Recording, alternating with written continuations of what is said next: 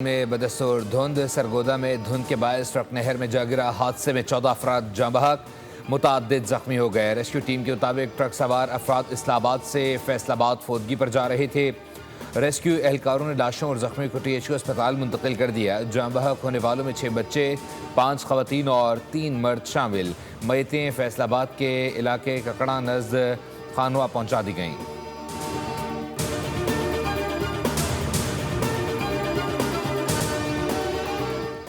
ملک میں مغربی ہواؤں کا سلسلہ داخل، مختلف علاقوں میں گرج چمک کے ساتھ بارش اور برفباری کی پیشگوئی۔ محکمہ موسمیات کے مطابق 18 سے 20 جنوری کے دوران مری، گلیات اور گردنواح میں بارش اور برفباری کا امکان۔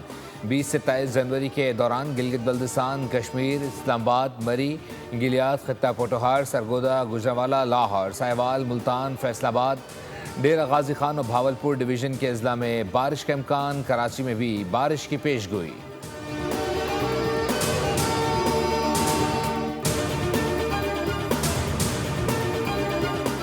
نائب وزیر اعظم اسحاق ڈار کا ایرانی وزیر خارجہ سعید عباس عراقچی سے ٹیلی فونک رابطہ۔ ایران اور خطے کی موجودہ صورتحال پر تبادلہ خیال کیا گیا۔ نائب وزیر اعظم کی جانب سے امن اور استحکام کے لیے امید کا اظہار۔ پاک ایران وزراء خارجہ کا باہمی دلچسپی کے امور پر مشاورت جاری رکھنے پر اتفاق۔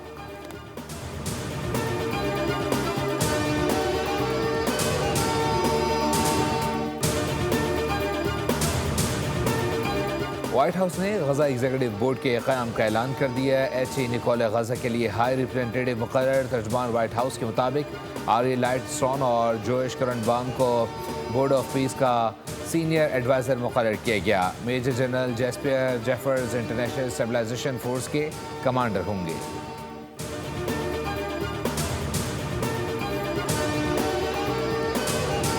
امریکی صدر ٹرمپ کا ایک بار پھر پاک بھارت جنگ رکوانے کا ذکر۔ کہا پاک بھارت جنگ سمیت 8 جنگیں رکوائیں۔ پاکستان وزیر اعظم نے میرے متعلق جو کچھ کہا وہ اعزاز ہے۔ فلوریڈا میں تقریب سے خطاب کرتے ہوئے کہا کہ گزشتہ 8 ماہ میں کوئی غیر قانونی طور پر امریکہ میں داخل نہیں ہوا۔ ہم نے غیر قانونی تارکین وطن کو امریکہ میں داخل ہونے سے روک دیا۔ UAE سمیت مختلف ممالک کا دورہ کیا۔ میرے دوروں سے امریکہ میں سرمایہ کاری آئی۔ 1 سال پہلے تصور بھی نہیں کیا جا سکتا تھا کہ اتنی سرمایہ کاری آئے گی۔ بدقسمتی سے آج تک مسئلہ فلسطین اور کشمیر کا کوئی حتمی حل نہیں نکالا جا سکا۔ اقوام متحدہ میں پاکستان کے مستقل مندوب آصف افتخار نے عالمی قوانین کے تحت مسئلہ فلسطین اور کشمیر کے پرامن حل کو نہایت ضروری قرار دیا۔ کہا سیکورٹی کونسل نے 1940 اور 1950 میں امن کے لیے بہترین اقدام کیے۔ سیکورٹی کونسل کے فیصلے کے برعکس تنازعات اب بھی برقرار ہیں۔ فلسطین اور جموں و کشمیر کے تنازعات میں قراردادوں پر عمل نہیں ہوا۔ اقوام متحدہ کے چارٹر پر اس کی روح کے مطابق عمل کیا جائے۔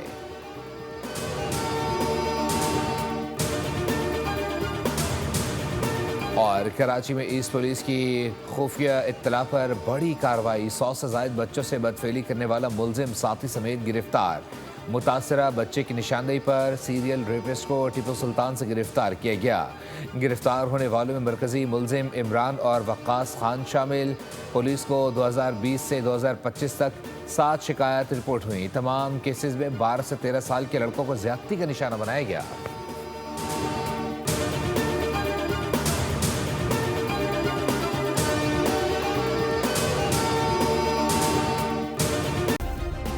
سبسکرائب کریں اور بیل دبائیں تاکہ کوئی خبر رہ نہ جائے۔